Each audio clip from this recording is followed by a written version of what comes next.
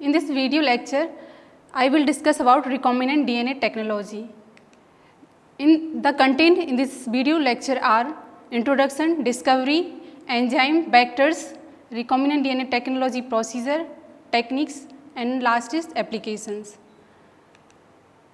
What is recombinant DNA? When a gene is isolated from one species and artificially transfer another living organism is called recombinant DNA. जब हम एक species के DNA को isolate करके artificially another living organism में transfer कर देते हैं तो उन्हें हम रिकॉम्बिनेंट डीएनए बोलते हैं.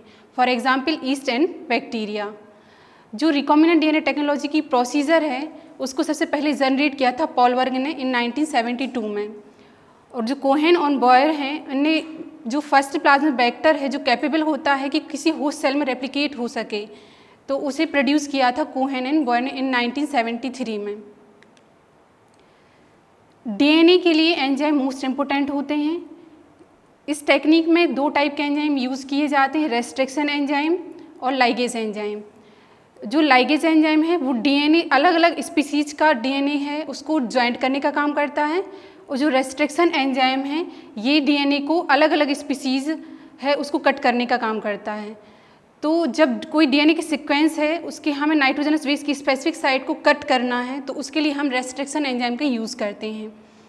इसमें जो रेस्ट्रिक्शन एंजाइम है इसमें दो एंड यूज़ करते हैं, स्टिकी एंड ब्लंट एंड. जो स्टिकी एंड है इसमें हम इको R1 का एग्जाम्पल लेते हैं. जब हम डीएनए की अलग अलग साइट को कट करेंगे तो हमें अनइक्वल फ्रेगमेंट मिलते हैं. स्टिकी एंड में जो अलग अलग स्टैंड हैं उसमें हम क्या करेंगे सिर्फ अलग अलग साइड से सेम उसमें लोकेशन पर ज्वाइंट करते हैं. जो ब्लंट एंड होता है इसमें लोकेशन साइट सेम रहती है और जो डीएनए का सीक्वेंस है वो अलग अलग हो जाता है जिसे ब्लंट एंड बोलते हैं. जो अगर हम बैक्टीरिया का एग्जाम्पल देखें, बैक्टीरिया सेल में अंदर स्ट्रक्चर देखते हैं तो उसमें एक्स्ट्रा क्रोमोसोमल डीएनए रहता है और प्लाज्मिड रहता है. तो प्लाज्मिड क्या है, एक वेक्टर्स है जो फ्रीली या ईजिली रेप्लिकेट हो जाता है अनदर होस्ट सेल में. जैसे ही हम मतलब किसी अदर सेल में रेप्लिकेट करते हैं तो कुछ एग्जाम्पल्स हैं उनका यूज़ करते हैं वेक्टर्स में. Bacteria artificial chromosome, yeast artificial chromosome, express आइन, कॉस्मिड, लैम्डा फाज एंड प्लाज्मिड. ये वेक्टर्स हैं रिकॉम्बिनेंट डीएनए टेक्नोलॉजी में मोस्टली यूज़ किए जाते हैं. This is the best example for vectors. Recombinant DNA technology की प्रोसीजर में कुछ स्टेप्स होते हैं जिसके थ्रू हम रिकॉम्बिनेंट डीएनए बनाते हैं. तो फर्स्ट है isolation of DNA, cutting of DNA, joining of DNA और एम्पलीफाइंग ऑफ डीएनए. इन स्टेप्स को हम ब्रीफली देखें तो जो दो सेल हैं जैसे suppose first human cell and other is bacteria cell. तो ह्यूमन सेल में हम क्या करेंगे, ह्यूमन डीएनए को आइसोलेट करते हैं और जो बैक्टीरिया सेल है उसमें हम प्लाज्मिड को आइसोलेट करते हैं. प्लाज्मिड को हम रेस्ट्रिक्शन एंजाइम के थ्रू कट कर देते हैं और जो अदर ह्यूमन सेल का जीन है उसको हम प्लाज्मिड के साथ ऐड कर देते हैं. इसमें फिर क्या होगा, जो प्लाज्मिड है वो जो अनदर जीन है उसके साथ कंबाइन हो जाता है और फिर क्या मिलता है, न्यू रिकॉम्बिनेंट डीएनए. मीन्स इसमें ह्यूमन सेल का और बैक्टीरिया सेल का कॉम्बिनेशन है. और एम्पलीफाइंग जो मैंने बताया था कि लाइगेज एंजाइम डीएनए को जोड़ने का काम करता है तो वो किस में कर रहा है, रिकॉम्बिनेंट डीएनए में. फिर ये जो न्यू रिकॉम्बिनेंट डीएनए है वो होस्ट सेल में रेप्लिकेट हो जाएगा जिसे बोलते हैं एम्पलीफिकेशन ऑफ डीएनए. फिर जैसे ही कॉम्प्लीमेंट डीएनए बन जाता है ये इसकी बहुत सारी कॉपीज़ बन जाती हैं जो अलग अलग सेल में हम ट्रांसफ़र कर देते हैं. रिकॉम्बिनेंट डीएनए टेक्नोलॉजी में कुछ टेक्निक्स यूज़ की जाती हैं जिससे हम कॉम्प्लीमेंट्री डीएनए और रिकॉम्बिनेंट डीएनए बनाते हैं.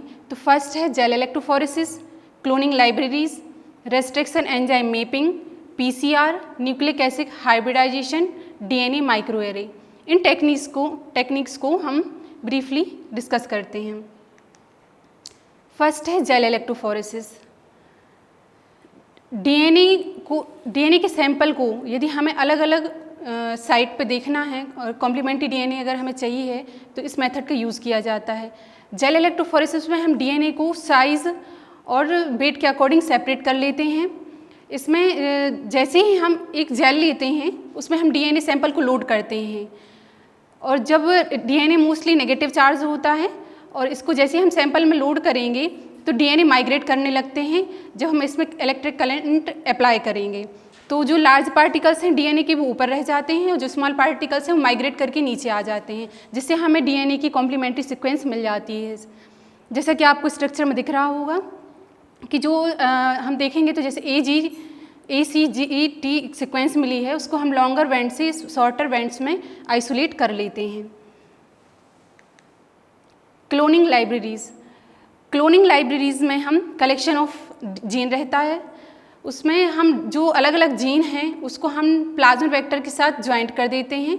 इसमें भी एक अलग जीन है और एक बैक्टीरियल का प्लाज्मिड है। तो जैसे हम उसको ज्वाइंट करेंगे तो इसकी अलग अलग सीक्वेंस हमें डीएनए में मिल जाती हैं। Restriction enzyme mapping, this method is same as gel electrophoresis, बस इसमें डिफरेंस ये है कि इसमें अननोन डीएनए सैंपल रहता है जिसमें हम ब्रेक पॉइंट डीएनए का कहाँ हुआ है उसको आइडेंटिफाई करने के लिए इस टेक्निक का यूज़ करते हैं। पीसीआर का फुल फॉर्म है पॉलीमरेज चेन रिएक्शन। इसमें ये एक टाइप का पॉलीमर है जो डीएनए और आरएनए है उसका फॉर्मेशन करने के लिए यूज़ होता है। और पीसीआर का मोस्टली यूज़ इस टेक्निक में इसलिए होता है क्योंकि इसमें हम बहुत सारी डीएनए की कॉपीज़ बना सकते हैं और बहुत सारे मटेरियल को हम आइडेंटिफाई और आइसोलेट कर लेते हैं। इसमें भी 3 प्रोसीजर होती हैं, डीनेचुरेशन, एनिलिंग और इलोंगिनेशन। जैसा कि आपको स्ट्रक्चर में दिख रहा होगा कि जैसे हम डीएनए को डीनेचर करते हैं तो जो डबल स्ट्रैंडेड डीएनए है वो सिंगल स्ट्रैंडेड डीएनए में अलग अलग हो जाएगा। फिर इसमें एनिलिंग करेंगे तो प्राइमर आके इसमें ऐड होते जाते हैं और इलोंगिनेशन में डीएनए की बहुत सारी कॉम्प्लीमेंट्री जीन बन जाते हैं। Nucleic acid hybridization, nucleic acid means DNA और आरएनए, हाइब्रिडाइजेशन मीन्स हम यदि डीएनए और आरएनए को सिंगल स्ट्रैंडेड डीएनए और आरएनए को किसी अनदर कॉम्प्लीमेंट्री जीन के साथ ज्वाइंट कर दें तो इसमें क्या हो जाएगा, न्यूक्लिक एसिड हाइब्रिडाइजेशन। इस मेथड में हम डीएनए को सिंगल स्ट्रैंडेड डीएनए में डीनेचर करते हैं, फिर इसको हम नाइट्रोसेल्युलोज पेपर पर अप्लाई करेंगे तो जो डीएनए है वो अलग अलग होके हमें कॉम्प्लीमेंट्री जीन देता है। इस टेक्निक में जैसे ही डीएनए अलग हो गया तो इसको हम जो रेडियो एक्टिव प्रोब होते हैं उसके साथ ज्वाइंट कर देते हैं तो जो अनबाउंडेड डीएनए मॉलिक्यूल है वो आइसोलेट हो जाएगा, उसको अलग कर देते हैं और जो कॉम्प्लीमेंट्री जीन हमें मिला है इसमें उसको हम आगे प्रोसीजर के लिए यूज़ करते हैं।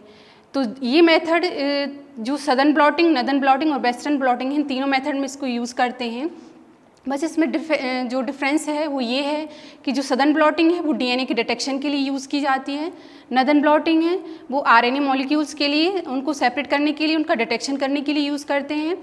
और जो वेस्टर्न ब्लॉटिंग है उसको हम प्रोटीन सैंपल के लिए मॉलिक्यूलर बायोलॉजी में यूज़ करते हैं, एज वेल एज जो इम्यून जेनेटिक डिफेक्ट है उसके लिए भी हम न्यूक्लिक एसिड हाइब्रिडाइजेशन टेक्निक्स का और वेस्टर्न ब्लॉटिंग का यूज़ करते हैं।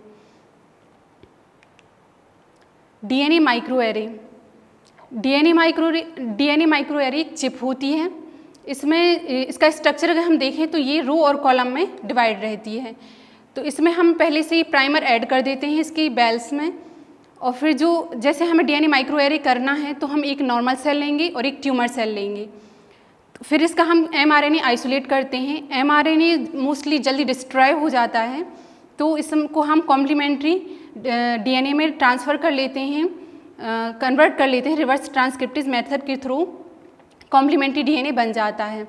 इस मेथड में फिर ये कॉम्प्लीमेंट्री डीएनए हम डीएनए माइक्रो एरे चिप है उसमें ट्रांसफ़र करेंगे।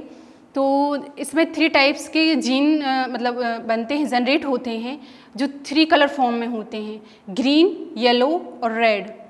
जो ग्रीन कलर है वो बताता है the expression of normal gene या नॉर्मल टिश्यू।